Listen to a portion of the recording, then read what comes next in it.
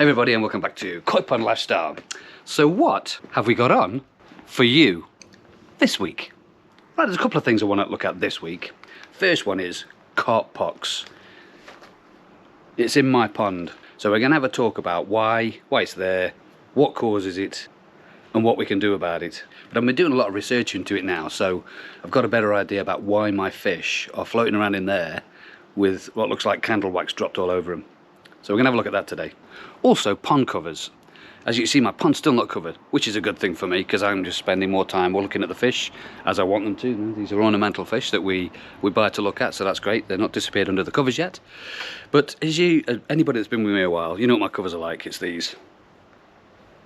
Or I'll put the link up there to what they look like as well, because I know where that link is now, because I write it on my hand sometimes so I don't forget.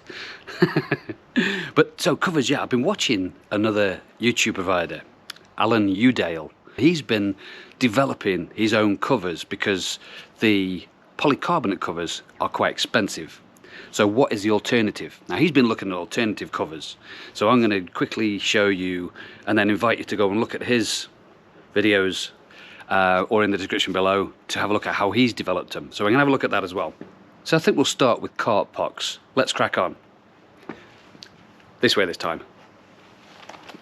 So, Carp Pox, or also known as cyprinid herpes virus 1, which is a cousin of the cyprinid herpes virus 3. They're just the technical names for them, basically. But the herpes virus 3, that's the one that's more deadly to the fish, apparently, and it kills a lot more fish. But the herpes virus 1, the cyprinid herpes virus 1, is basically Carp Pox. Now the thing with the Carp Pox is once the fish has got the virus, then it's got it for life basically, and it'll just sit in the fish and basically give it to other fish. So if you have Carp Pox, which looks like dripped candle wax on usually the dorsal fin or down the back, and it's sometimes on the pectoral fin, but it usually starts on the fins. So you see these little blobs on the end of the fins that start to come out, and they reckon that once you've got Carp Pox in your pond, then the rest of your fish are going to have it as well. Some of them don't show it, some of them do. In my pond, as we have a look here, I've got two of my fish. One of them, my big ghost carp, the big gold one, and also Sid has got it. As you can see, it's on his rear fin, on his tail, and also the gold one has it on his tail as well. So they reckon that if your fish has got it, then they're going to give it to other fish because it sort of lives on the fish and it lives in the water, so you know it's very hard to avoid. And the thing with Carp Pox is it's very kind of temperature dependent. So in lower water it shows itself up a lot more, and in higher temperature water it seems to go or reduce or disappear completely. But the thing is, once it's gone, it never actually disappears from your fish. The fish always lives with it within its system, so you can't try to cutting them off because that's kind of a temporary thing. So if you cut off the Carp Pox, it's as a temporary thing, temporary measure, yeah, it'll just go, but it'll always keep coming back because it just lives within the fish itself. So the usual temperatures where it comes out is sort of below 24 degrees C, whatever that is in Fahrenheit, is it 70 something, I don't know, or above 24 degrees C is when it starts dropping off again. So because my pond very rarely goes above 24 degrees, my fish keep it all year round, and there's not a lot I can do about it really. So if you're one of the lucky ones that's able to heat their pond this winter, you must be a lottery winner. Then yeah, if you've got Carp Pox in your pond and you raise the temperature above 24 degrees, the Carp Pox lesions usually dissipate and go.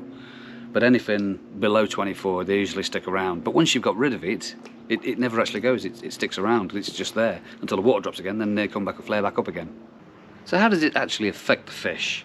Well, it doesn't really harm the fish. The fish just wanders around with these little blobs of what look like candle wax on its usually on its back or on its tail fins, and sometimes on its pectoral. I think these are the pectoral ones. But anyway, on most fins it sort of lingers on and is more prominent on those areas of the fish. Sometimes you can get fish that are completely covered in what looks like a candle wax, and if people start trying to take that away or remove it, then potentially you're removing that skin barrier. You know, they have a skin barrier there to stop bacteria and parasites, because in your pond you've got bacteria and parasites that are always in your pond. They're always around, and you can never get rid of them. And the thing is, as soon as you start breaking the skin or affecting the skin on a fish, then you're opening up the possibility of bacteria and parasites getting in. Then you've got problems on your hands. So really, from an owner's point of view of your fish, it's really just aesthetics. Unless you've got showfish, then there's not really a lot you can do about it. If you've got showfish, that obviously will affect, you know, how they perform in the shows when you're showing your fish. Then other than that, you know, the fish kind of just get on with it and can live with it. Because most cases are usually very mild, with the odd blob along the fish. But again, it doesn't really affect the fish that much. It just doesn't make them look very good. But what it can affect is smaller fish. So if your smaller fish get any carp pox, then the mortality rate's a lot higher with smaller fish that get it. So if you're adding smaller fish to your pond, and your pond already has carp pox, then it's something you need to be very aware of. So how would you protect your fish against carp pox? Well, you can't really, because if your pond's got it and other fish have got it, then the rest of the pond is doomed to it. But again, it's only aesthetic, so if you can live with it, then great. If you can't, then, you know, once you've got it in your pond, it's in your pond. It can go from fish to fish. It can circulate in the water. So once you've got it, I think you've got it. So carp pox, in the majority of cases, it's not harmful to the fish. It's just more of an aesthetics thing. If you've got one confirmed case in your pond, then the rest of the fish will probably have it. Some of them may not even show it, but they will probably have the carp pox. And the only way to reduce the carp pox is to raise the temperature of the water, and then that reduces the lesions on the fish. But again, once the water temperature is raised and the lesions have reduced, once the water temperature goes down again, the lesions come back. So carp pox, for me, yeah, I've got it in my pond, and yeah, most of the fish have probably got it by now, but it's what it is. My fish are having to live with it, I live with it. I don't show the fish, so it's not a major problem for me. And I just have to wait now until the summer when the water temperature raises, and hopefully they'll reduce a little bit. Right, so pond covers. Loads and loads of different ways that people cover their ponds. Some people don't cover them at all. Some people just leave the ponds open to the elements and just let them freeze over, let them get snowed on, you know, let the fish deal with it, which, okay, you know, crack on. If that's what you want to do, that's great. I personally choose to put the polycarbonate covers on these things. I stick them on, well, as soon as the temperature drops to the point where I think it could be freezing, or I think it could snow, because I don't really want to get any snow into my pond, because you don't know what's in the snow. And also with the freezy bit, I don't want it freezing as well, because I've got a window there. So the last thing I want is that my pond freezing and expanding and potentially damaging the window. So other methods of covering your pond, some people use those bags and bags of the balls. They sort of float balls on the top, which obviously stops the freezing of the water. It doesn't stop anything else getting in, but yeah, it stops the water freezing. I don't know whether it holds any temperature or not. I know the polycarbonate covers don't hold the temperature in. They mainly just stop the wind chill and the snow and rain getting into the pond, which I don't really want. Some people just put a tarpaulin cover across it on a frame. That's another way of doing it. If you watch the Japanese water garden channel, Lee, he puts polystyrene sheets, you know, the thick polystyrene sheets you can get, and he floats them on the surface. Now the thing with floating them on the surface is you've got to leave gaps. Whatever you cover your pond with, you've got to still be able to let the pond breathe, because the pond needs to get rid of any gases that are made at the bottom of your pond. You know, the fish are still sort of creating their own waste, not as much obviously because you're not feeding them at that point, potentially, but yeah, you've got to make sure there's gaps to be able to release gases in your pond. If you completely seal the top off, then you're going to kill all your fish, because it'll make the water toxicity, oh, look at me with big words, raise, and then could potentially kill all your fish.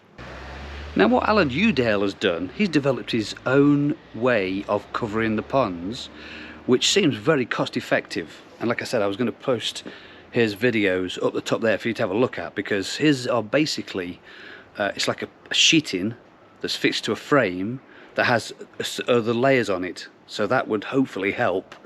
He even believes it raises the temperature in his pond, because it's allowing the UVs to get through, where the polycarbonates don't let your UVs get through, so they don't generate any heat. Whereas this sheet that he has seems to be able to let the UVs through, which seems to have raised the temperature in his pond. Only by a degree or two, so they don't heat your pond, but it seems to be holding a better temperature with those, because where Alan lives, way up north somewhere, over there, the temperatures drop quite a lot. So he's develop this other way. And like I say, by all means, just pop over to his channel and have a quick look and see how he's done it, because they might help others out there, because they're a lot cheaper than the polycarbonates or buying those bags of balls, or I don't know where you get polystyrene sheets from, but they can't be very cheap. But anyway, have a look over at Alan's and see what he's done and how they might help you cover your pond if that's what you decide to do. Quick update on my filter system. No air still running 12 hours of the day. 7 AM it's turned off, 7 PM it's turned back on again, and then runs throughout the night to 7 AM.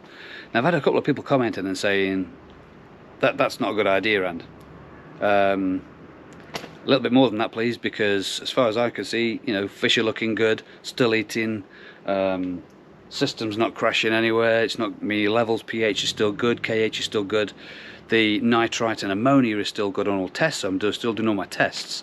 So I don't know, for people to say bad idea turning it off for 12 hours of the day, I can't see any justification for not, to be honest. I'm saving, you know, my pump is sort of 40 watts.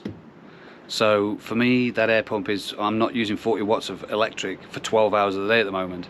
And I'm considering going the next step by turning it off completely for the winter. Gonna do a bit more research first, because I can almost hear some of you shouting, well, you're done for now, that's not very good. But koi pond lifestyle, don't knock it till you've tried it. School day, just hope it's a positive school day and not a negative school day. So again, like I said, I'm considering turning it off completely and having no air running whatsoever. You know, at the moment my pond, in the summer my pond runs 200 watts, or was it 220? That's when everything's running, when the pump's running, the air pump's running, the UV's on, and my floating skimmer is on. So there's lots of watts that have been used, and it's going to be interesting to see, okay, in the winter we can save some cash because the temperatures start dropping off, you know, the sun's not out, we're not needing the UV, we're not needing the air on us as long as we do in the summer, because the water's a lot colder, so the oxygen content in the water is holding a lot more oxygen at the moment. But as soon as that water temperature starts coming up and the sun starts coming out a bit more often, I mean, the sun's a fantastic day today, you know, I thought the perfect opportunity to get some filming done today, is the temperatures start going up, and then the oxygen levels in the pond start going down, so you need more oxygen in, and then your UV needs to come on because your pond's turning green, and so on and so forth. So, you know, there's still a number of options that I've got to reduce my pond from 220 watts in the summer to as little as I can get away with without harming or affecting the fish health, to reduce the cost of me running my pond. Because the last thing I want to do is get to here one day and say, sorry guys, it's all over, I can't afford to do this anymore, goodbye. So that's the last thing I want to do. And on that bombshell, thanks very much for watching. If you enjoyed the video, press a like, subscribe, ding the bell for notifications, and share to all your friends. Thanks very much for watching. This was Koi Pond Lifestyle.